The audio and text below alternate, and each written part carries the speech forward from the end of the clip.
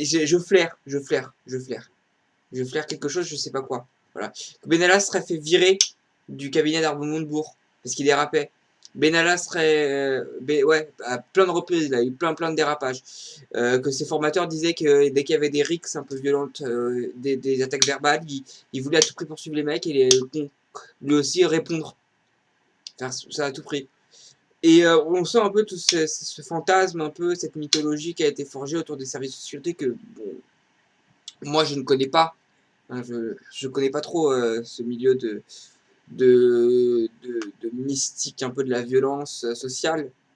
Tu vois, de développer un peu une mystique de la violence sociale, développer un fantasme, de croire en quelque sorte que c'est bien, que c'est stylé, de je sais pas trop quoi, d'avoir la force, de pouvoir intimider, de je sais pas, de dire oh ouais, t'as vu, il y avait la kermesse et nous on est arrivés, on leur a dit ouais, vous fermez votre gueule et tout, ou je sais pas, ou bon, ça est très éloigné de ma vie et de mon monde. Je connais, mais j'ai vraiment, quand on regarde le reportage, on sent vraiment que le mec il capte pas trop. Les livres, internet, tout ça, c'est pas vraiment son monde. Et que lui, son monde, c'est vraiment la réalité.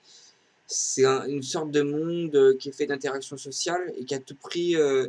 Dans ces interactions sociales, parfois il y a des oppositions, des violences, qu'il y a des trucs comme ça, qu'il y a des gens qui peuvent être amenés à avoir un pouvoir ou parfois il ne veut pas le voir, hein, qui veut, n'est-ce pas, ne veut pas le voir qui veut. Le Benalla semblait ignorer qu'il allait devoir obéir à des ordres, foncièrement parlant. Il allait devoir obéir à des ordres. On ne lui a pas demandé de garder la France, on lui a dit de faire en sorte que personne aille foutre un coup de poing sur la tronche des Macron. C'est ça qu'on lui a demandé. On lui a pas non plus demandé de se croire tout puissant parce que éventuellement il pouvait en apparence jouir de certains privilèges parce qu'il travaillait dans un endroit où il y a quelqu'un de très privilégié pour une institution. Mais vraisemblablement, il a l'air de le croire, il a l'air de croire que faire la sécurité d'une personne célèbre, c'est en soi en tirer soi-même une célébrité ou quelque chose. Ou... Les mecs, ils en parlent comme si c'était l'appel du pouvoir ou je sais pas quoi. Oui, jusqu'à combien, enfin. À mon avis, c'était Benalla Co, tu vois. Ils voulaient Benalla Service Co, tu vois.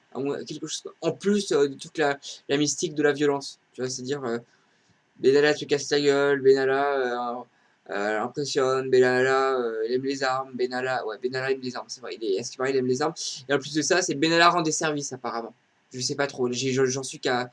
Ils l'ont pas mentionné, mais je le sens là. Benalla rend des services ou un truc comme ça. À mon avis, c'est ça, quoi.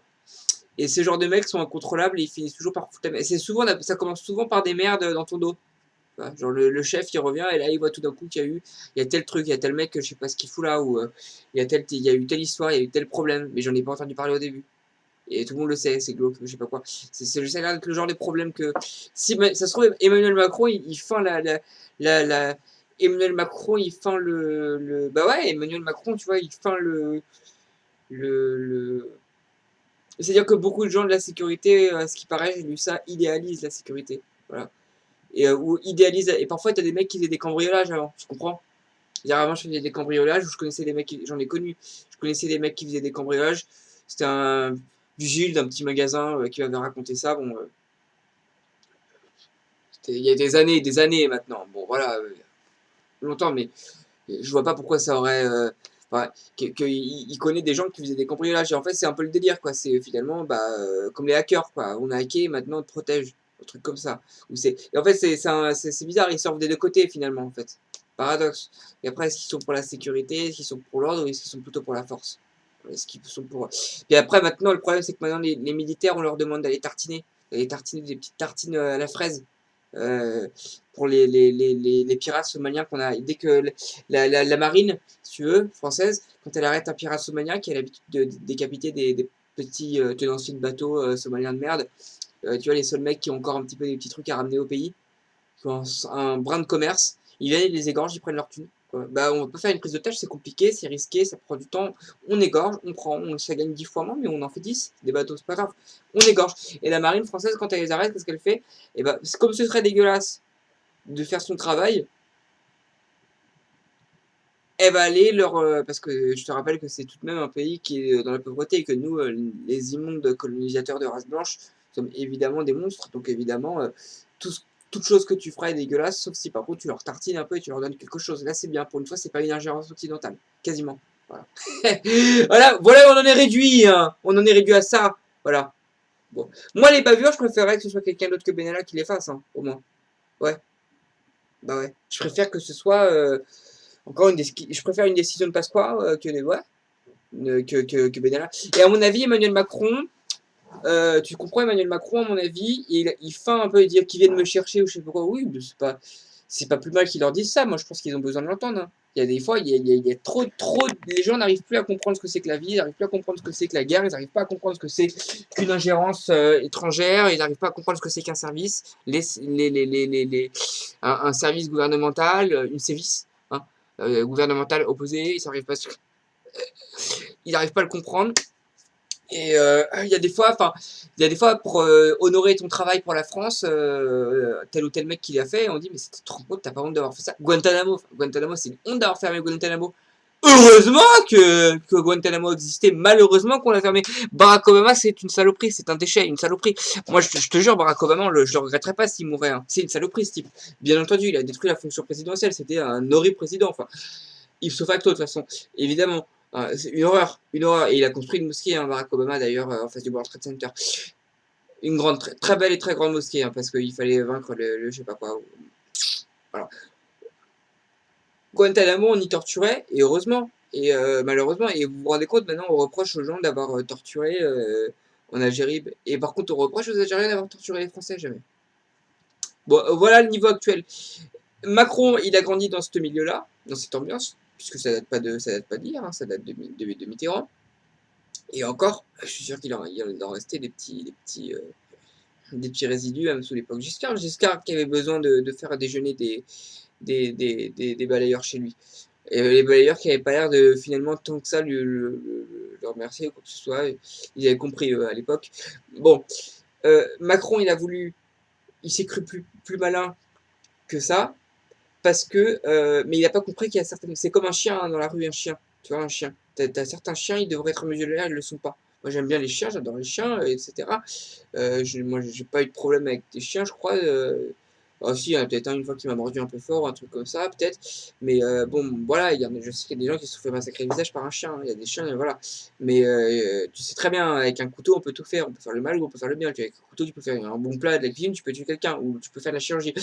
Mais un chien, certains chiens, peut-être n'importe quel chien, certaines situations, je ne sais pas, comme n'importe quelle personne, mais certains chiens, ils comprendront pas certaines choses parce qu'ils ont eu un horrible maître et que c'est pas la bonne race en plus de ça et qu'ils n'ont pas eu la bonne mère, ils n'ont pas été élevés au bon endroit, tu vois ce que je veux dire. Et en plus de ça, ils n'ont pas le bon maître, le maître qui a pas fait d'effort. Et va tout s'accumuler, t'as certains chiens, il va te courser après. Bon, t'as des chiens parfois ils rigolent ou ils jouent, mais comme ils viennent d'un milieu horrible, euh, et qu'ils ont un très mauvais maître, ça se voit pas et ils sont flippants. Il y en a aussi. Mais ils te prendront pas en vrai. Mais il y en a parfois, tu flippes, tu te dis, oula, attends, lui, il va pas comprendre. Lui, il va pas comprendre qu'il faut pas le faire. Tu vois, il va pas comprendre. Ben Benalla, c'est ça. Benalla, il va pas comprendre que t'es ministre ou je sais pas quoi. Il le comprend pas parce que Benalla, à mon avis, comme c'est tous ces mecs-là, ils croient que c'est marrant, que c'est bien, que c'est stylé, qu'on est des casse-cou, qu'on est des oufs, on est des dingues. Moi, je suis ce mec-là, t'as vu, je prends la voiture de fonction du ministre et je vais dans le machin je vais aller voir mes potes à la cité. Et je m'en bats les couilles, moi, je suis dans le. J'ai en parlé dans le reportage, je suis dans la voiture du ministre, c'est piqué la voiture du ministre, il est pas là. Alors j'accélère à toute vitesse parce que je suis dans la voiture du ministre, le ministre. Donc, je me fais flasher par des radars. Et alors, tu vois, et il se dit ça, le mec, tu vois. Et ça le fait rire. Et que des trucs comme ça. Puis après, bah, Montebourg, il revient. Et puis, à ce qui paraît, il y a eu une bagarre où il y a eu un accrochage. Et puis, Montebourg. Parce que le mec, dans son coin, il merde. Au minimum. Au minimum. Parce que les mecs ne comprennent pas ce que c'est que la loi, ils comprennent pas ce que c'est qu'une institution. Et les mecs, on les met, ça les mène toujours au même endroit. Hein, ces mecs-là. Ça les mène toujours au même endroit, mais ils ne le voient pas. Probablement qu'ils n'ont pas la même perception du temps que moi, je sais pas. Mais eux, visiblement, je crois que c'est ça, hein. Je crois aussi que c'est beaucoup une question de perception du temps. Parce qu'un djihadiste ne se voit pas aller poser une bombe. Non, ou plutôt il ne se voit pas être en prison ou être mort. Probablement. Et les mecs croient, vraiment, ils croient pas ça, ils comprennent pas, ils veulent une paye, les mecs. Ouais, ouais, souvent, ouais, voilà. Ou ils veulent pas. C'est pas religieux, c'est parce qu'ils veulent être des stars en quelque sorte. Bah bien sûr, c'est trop dur d'être une star, c'est trop dur d'être un saint. Donc je me fais péter une bombe. Je sais, je serai un martyr. Donc je serai une resta, je serai une star pour eux. Ouais. Bon, et Les mecs qui vont en prison, ils comprennent pas. Je crois que pour eux, c'est quoi? C'est et on sera bien. On ira en boîte, on ira boire de l'alcool, on ira en boîte, on va lâcher des billets autour de stripteaseuses ou je sais pas quoi. C'est que ça pour eux. En vrai, ça dure 2 semaines. Même pas. Parce qu'ils vont le faire 3 fois en 2 semaines. C'est ça un cambriolage pour eux. Et ils comprennent pas, pour eux, ça dure toute la vie, mais ça dure que demain. On avait dit que Macron aurait été lié à certains réseaux de la mafia, ou lié à quelqu'un qui est lié à quelqu'un que, mais c'est toujours comme ça, réseau de la mafia. Bon, et en même temps, il y a sur Benalla. Moi, je pense que Macron, lui, qui est à fond dans le. Bon, après, voilà, il est lié à des lobbies homosexuels, etc. C'est pour ça qu'il fait toutes ces choses. Mais l'un dans l'autre, je te parle pas de ça, même si on pourrait dire qu'on peut pas ne pas parler de ça, mais je pense que Emmanuel Macron, lui, encore plus que les autres, dans tout ça, son petit milieu bourgeois, canet, son petit milieu où la bien-pensance ça marche, ou finalement, comme qu'il soit gay ou qu'il ne soit pas, finalement, bah, tous ces petits trucs qui sont cool, qui sont bien, qui sont. Enfin, tout ça, ça l'a mené un peu à pas comprendre ce que c'était avec Benalla, à pas comprendre ce que c'était que ce milieu, à pas comprendre ce que c'était sûrement que d'autres milieux ou d'autres choses qui sont reliées, à mon avis, en fond dans l'affaire. Pourquoi Benalla, qui est censé diriger le service de sécurité ou aider au service de sécurité de la 15e ou 20e personne la plus puissante du monde, pourquoi il est, il est dans la rue à péter la gueule de quelqu'un, quoi? Peut-être qu'il était pas aussi puissant que ça, le mec. Peut-être qu'il était pas aussi puissant que ça. Peut-être qu'il a des problèmes, peut-être que le mec il voulait se faire plaisir. Peut-être que le mec il a poussé son vice loin.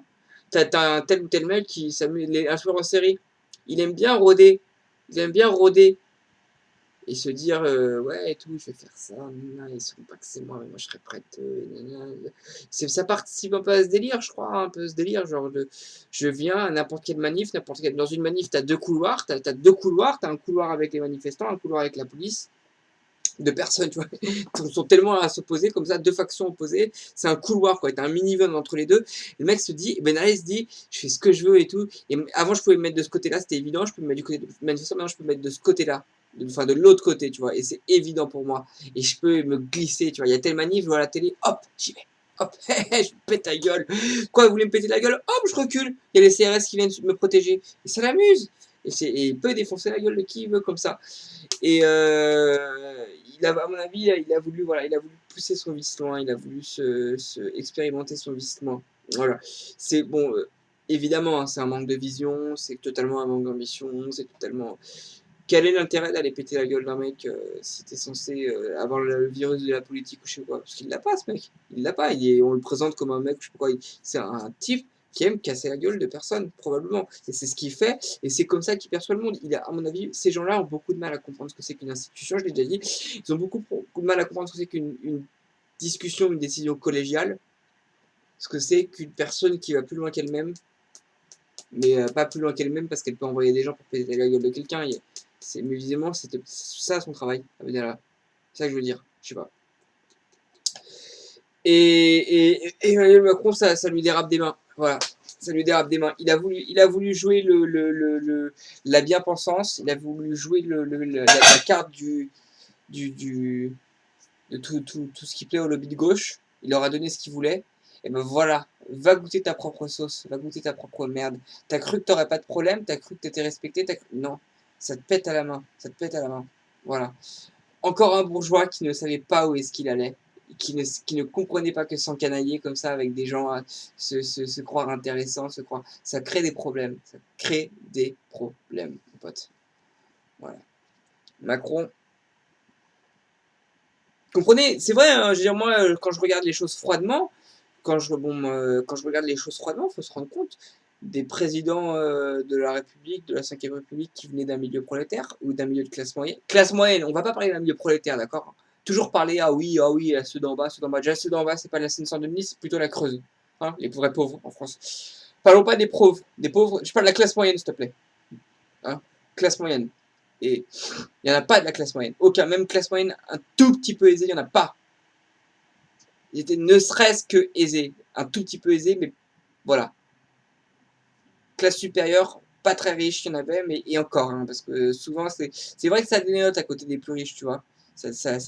Ils enlèvent tous de l'argent. Attends, quoi que... Et Jacques Chirac, dans sa famille, il y avait énormément d'argent. Alors Jacques Chirac, c'est vrai que il est fils d'un site et l'autre personne, je sais plus exactement ce qu'elle faisait, mais c'est vrai, ça pourrait dire, mais voilà. C'est triste, ça, quand même, mais c'est un peu vrai, hein. C'est un peu vrai, voilà. Tous un peu... Ah bon, après, enfin, faut se rendre compte, donc forcément, les mecs captent pas. Les mecs qui connaissent pas ce vidéo-là, ils captent pas. C'est nos problèmes à nous, finalement, je crois. C'est ça, la vérité, c'est que c'est nos problèmes. Mais ça me dégoûte, parce que moi, les gens qui défendent cette thèse, les gens qui défendent cette thèse, hein, oh oui, ils connaissent pas, ils connaissent rien, ils connaissent pas notre vie, non, non, c'est toujours les mêmes, non, non. C'est souvent des gens qui savent pas défendre cette thèse, parce qu'ils la défendent comme des prolos et comme des cons. Bah oui, ils n'ont pas les bons arguments. Mais plutôt qu'en oubliant leur thèse et en venant à cette thèse sans eux, on se rend compte qu'ils viennent tellement d'un tel monde, les mecs, que voilà, que. Ah, c'est vrai, tous ces problèmes d'islamisation, c'est nos problèmes, c'est pas leurs problèmes. Hein? Je te parle pas forcément d'Emmanuel Macron, mais je te parle de son milieu. Il y en aura peut-être une fois de temps en temps, encore un petit problème, je sais pas, une fois peut-être parce qu'il rentrera de l'école par la mauvaise rue. Voilà. Bon. Mais autrement, ces deux milieux-là, ils se prendront pas. Ouais, bah ouais. Donc,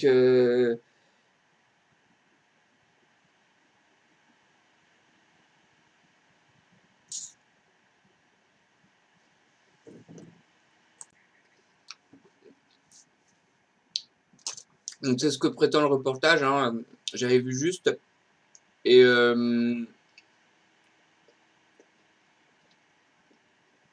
c'est, je crois. Enfin bref, l'histoire, l'histoire, je pense, montre un homme qui est vraiment doué pour jouer de A à Z le jeu du jeune premier. Enfin, même du petit Nicolas, tu vois, qui est parfait, qui est gentil, mais qui n'en est pas. Qui l'est pas. Pas une seule seconde. C'est déroutant et c'est agréable pour moi de voir qu'il s'est fait évincer parce que je commence à en avoir marre de tous ces placements de personnes qui n'ont rien à voir avec le pouvoir et qui n'ont certainement pas le mérite. Voilà, ça a commencé à cracher là-dessus. D'ailleurs, ça a commencé bien, bien, bien avant. Ça a commencé avec François Mitterrand, notamment. François Mitterrand n'a foutu que ça partout.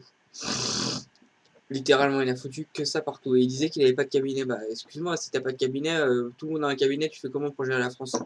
Et même avec 24 cerveaux, c'est pas suffisant. Bon, il avait des cabinets, apparemment des cabinets plutôt en tâche de fond.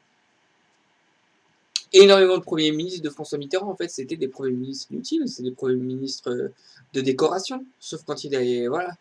Voilà pourquoi on disait que Mitterrand s'était retrouvé face à énormément de ministres de droite, quasiment que ça, et qu'il n'était pas intimidé. Bon, moi, je vois pas en quoi il devrait être intimidé. Il sait qu'il va être là. Il sait très bien que vous ne pourrez pas le sortir par la force des choses, jusqu'à preuve du contraire. Sauf si peut-être, je sais pas, qu'il y a vraiment un coup d'État qui va être fait. Non, bon, bah alors apparemment, ça ira. On va pas venir me chercher, voilà, le mec est... Et donc finalement, pourquoi est-ce qu'il serait intimidé? Moi, je n'en aurais pas été intimidé. J'ai jamais compris pourquoi les gens étaient surpris de ça. Et